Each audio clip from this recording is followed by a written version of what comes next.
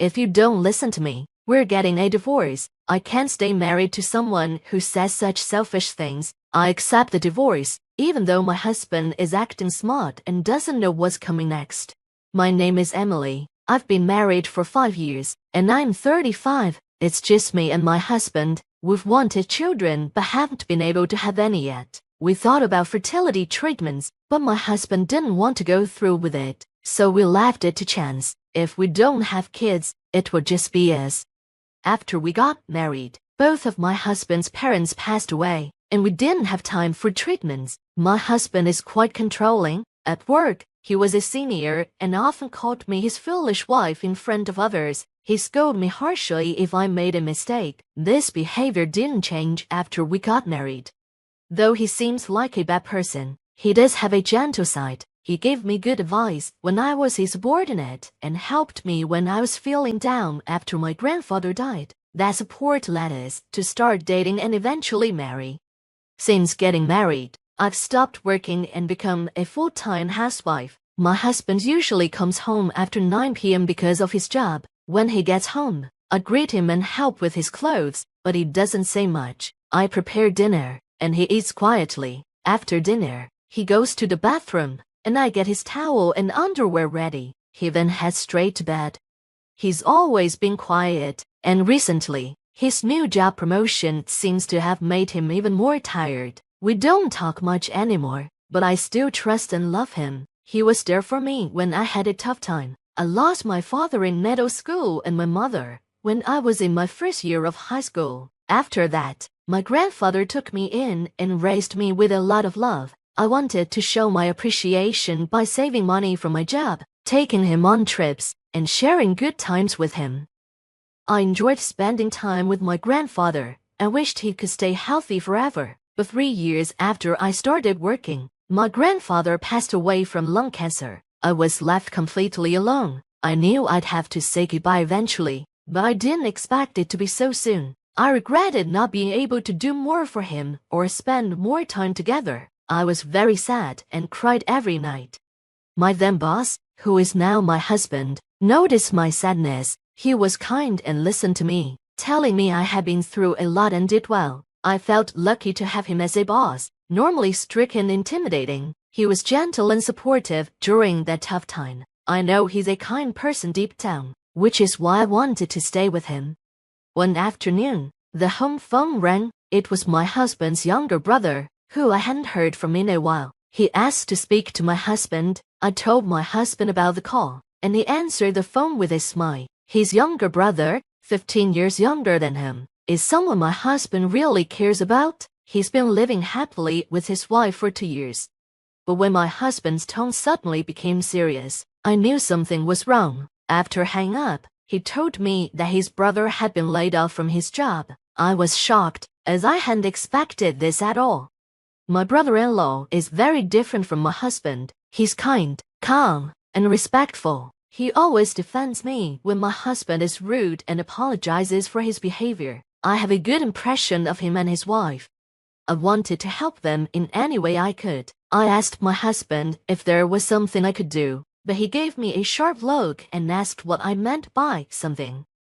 I suggested to my husband that we should do something to help his brother feel better. He sighed heavily and said that I wouldn't understand because I haven't been part of the working world. He told me that it wasn't my place to suggest anything, and his harsh response surprised me. I meant well, but it seemed I had upset him. I asked him if I wasn't part of the family too, but he said I was just his wife, not his brother's family. His words hurt deeply. I had never seen him act so aggressively before. His brother being laid off must have been a huge shock for him, but his harshness was unexpected. He told me not to do anything unnecessary and walked out. After that, he became even more demanding and critical of me. He complained about the meals I prepared and compared me unfavorably to his brother's wife. His unreasonable behavior was confusing, and I didn't know what had changed. One day, my husband began sorting through things and filling garbage bags. I was puzzled but didn't interface because our relationship had become so strained that I didn't have the energy to talk to him. Then he told me that we needed to start packing because we were moving out. He said he was giving the house to his brother and his wife. I was shocked and confused by his decision. My husband suddenly decided to give our house to his unemployed brother and his wife. I asked why he was doing this out of the blue, and he shouted at me to be quiet. I pointed out that giving away the house didn't solve our living situation. He insisted that, as his brother was in trouble, he needed to help him, and we would figure out where to live later. I was confused and suspicious. My brother-in-law wouldn't just take our house without question. As I was about to confront my husband, he handed me divorce papers and told me that if I was only going to argue, I was of no use to him. He demanded I leave immediately. I was shocked by his sudden decision, but felt it might be for the best. I picked up the divorce papers and signed them. My husband watched me with a smug smile, which almost made me laugh at how absurd he looked. After signing, I reminded him that the house wasn't his to give away. It was my house, inherited from my grandfather. My husband was stunned. I explained that he had moved into my house before we were married because he didn't want to pay rent, and I've been paying the property taxes ever since. He had never contributed anything. My husband seemed flustered and said it didn't matter since we would soon be divorced. I told him that his behavior was unbelievable and selfish, and we needed to calm down. I let all my frustrations out on my husband. I loved him and thought he loved me too, but maybe I was wrong. I never expected our marriage to end so quickly. Emily, wait, this is a misunderstanding. Let's talk, he said. Talk about what? You were the one who wanted a divorce, I replied. I carefully put away the filled-out divorce papers, planning to submit them first thing tomorrow morning. My husband lay on the floor, dazed, and muttered, "No, this can't be happening." I told him coldly that this was my house and he needed to leave immediately. Once the papers were filed, we would be strangers. I felt no sympathy for him. Even when he cried and clung to me, he eventually left, resigned to his fate. The news of our divorce spread quickly at his work, and he was immediately looked down upon. Rumors about our divorce and his behavior during our marriage circulated widely. It seemed he had lost his standing at his company. I wondered who spread those rumors, but all I did was answer questions from his colleagues and subordinates. About 6 months after the divorce, I ran into someone I hoped not to see while leaving a real estate agency. My ex-husband. It seemed he had been waiting for me outside the agency. The situation was unsettling, and even when I tried to ignore him, he followed me persistently. Frustrated, I agreed to talk. Enough. If you have something to say, just say it, I told him. Emily, I've always despised you, he said. His sudden claim left me confused. He said he had been blaming me for his brother's job loss. Why would it be my fault? I asked. Since we got married, he said only bad things happened, like his parents dying and his injury. But his father was already sick before we married, and his mother was frail. His injury was due to his own clumsiness when he got drunk and fell. Despite this, he believed I was responsible for all his misfortunes.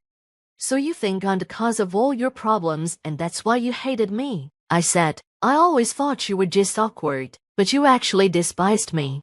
I was frustrated with his refusal to take responsibility and his constant blaming of others. I couldn't believe someone like him could be a supervisor. I worried about his subordinates who might be unfairly criticized. He continued to tell me about his misfortunes even after our divorce. He showed me burns from a recent fire that destroyed his apartment, and he mentioned losing his wallet, making mistakes at work, and his brother's coldness towards him. Honestly, I don't feel sorry for you, I said. These are the results of your own actions. I have nothing to do with them. Please, Emily, come back to me, he begged. We've been together for so long. I took care of things when you were working and helped you when your grandfather died. Looking at him, trying to guilt-trip me, made me shiver. All your problems come from your own actions. Maybe you should look at yourself and stop blaming others. With that, I walked away, ignoring his desperate calls. My ex-husband was calling out to me, trying to get my attention, but I ignored him and blended into the crowd. About a week after our divorce, I got a call from my former brother-in-law. "Emily, well, you're not my sister-in-law anymore," he said. "I'm sorry, but I wanted to talk about my brother."